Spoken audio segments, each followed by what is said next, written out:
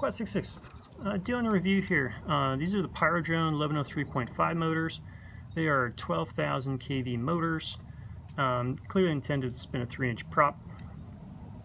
And the ultimate conclusion on these motors is if you are looking to spin a 3-inch prop on 1S, buy these motors. Conclusion number 2, buy these motors. Conclusion number 3, buy these motors. Why is that the conclusion? It's because they're available. And that's a real issue these days. I've been really wanting to try and compare these to the FPV Cycle 13 something motors, but they just haven't been available. I didn't jump on them when they briefly were. So I haven't done back-to-back testing with that. I also haven't really done back-to-back testing with the motors I do have, which are the, which I also like, the Flywoo Robo, the 1202.5 motors. So these are definitely bigger motors.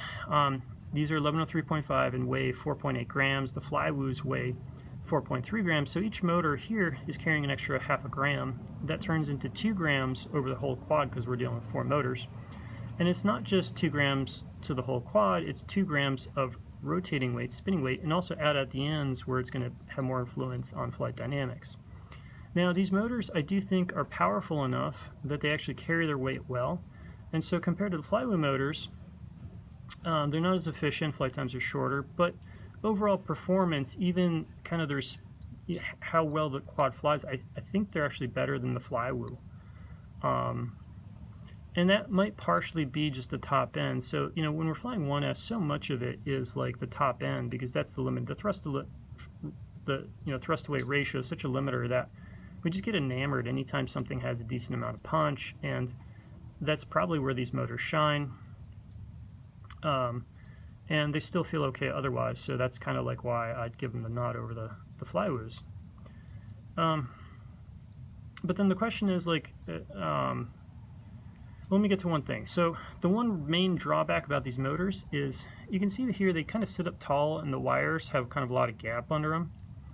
And the one issue I've been having is breaking wires on these. And they're breaking, unfortunately, at a place where I can't fix it, really close to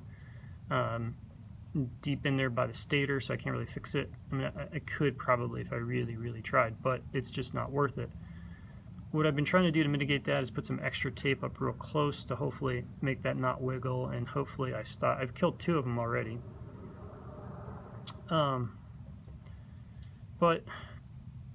if you aren't married to the idea of 3-inch 1S, and honestly I'm not sure if you should be, I would not recommend buying these motors, mainly because I don't really recommend this platform. I feel like I've been trying it for so long and kind of forcing it, and I've been trying to do this 1S battery test, but honestly, that battery test is starting to feel like a chore because I'm not flying this because I'm grabbing it because I want to fly it. I'm flying it because I'm just trying to cycle batteries, which is kind of silly at this point.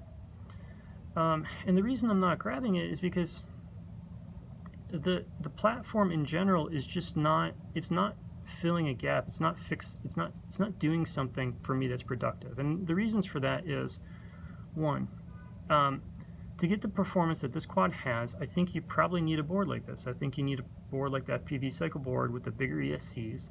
And the problem with the FPV Cycle board, besides the fact that you can't get it, is that it's a lot of work. Everything on there, see there's the VTX on there, there's a receiver on there, there's a camera, they're all soldered on.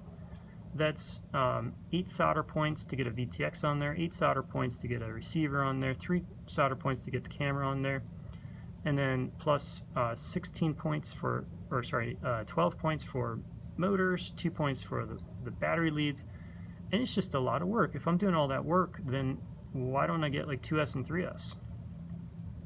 Charging's not that much of a difference. I mean, we're on XT30s anyway, so it's not like you're plugging these into like little Whoop battery chargers. So I don't know, that, you know, that sort of benefit of the simple, easy 1S thing is just not quite there on this format.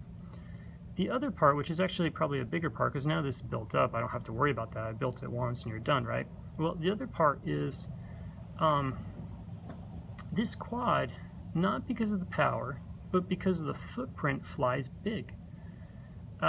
It just, I know it sounds like a tiny difference, but going from a 120mm frame with 3-inch props down to a 115mm frame with 2.5-inch props, it just reduces the footprint down enough that the quad flies a good deal smaller, and so that even though that 2S quad is far more powerful, it feels much more agile and at home in this small space where I'm weaving in and around things. Yes, it's louder. So, okay, not, give that point to the 3-inch 1S that I can fly this all day if neighbors are in the backyard and I don't feel bad for them. I don't think I'm going to bother anybody with this quad. It's just not loud. But other than that, there's just not much about the flight dynamics that I'm enjoying. I'm not getting into tighter, closer spaces. It's 1S, so I'm never going to have that same like big punch out of a 2S, and I don't know. It's like, it's not doing it for me. On 1S, I'm actually interested in going back small again. I'm interested in going back to smaller motors, 1102 or smaller. Angry Don's working on some Happy model 10002 motors. And so doing something 1S where you can use a 5 amp all-in-one board that's basically all built up for you, and you just do the motors and you're good to go. Of course, the dog's choking over here. But that's what I'm kind of more interested on 1S. And yeah, it's nice we got these G&B batteries. I am liking these. They're holding up well for me so far. I don't know. Some people have said they're hype. Okay, but I don't know. What other battery is outperforming it? I don't know. I haven't found it. So, and I think that makes these big motors, pretty viable, because I get what I find to be a pretty satisfying flight time, and I don't have to be like super conservative or anything. But this platform just doesn't really do it for me. So in that regard, what's the conclusion on these motors? For me, it's like, well, I'm not going to buy them. And when the FPV cycle motors come available, am I really going to buy them just so I can test them and tune them? I don't know. Maybe if somebody sends them my way or something like that. If Rugi wants a tune or something like that, then I don't know. Maybe I do it. But I don't think I'm going to spend whatever it is, $60 to get some motors that I don't really want to fly, I guess, at the end of the day. So these motors have been durable. They've been holding up well, except for that wire issue that I told you about. They're pretty smooth. They are powerful. They're efficient enough for what they do for you, but I just don't know. I feel like this is a platform just in want of, it's an answer in want of a question. Does that make sense? I don't know. But anyways, until next time, cheers. I might try and get a little flight footage. It's kind of dark. See what we get out of it. If I have enough daylight, there would be some flight footage following this. If not, till next time, cheers.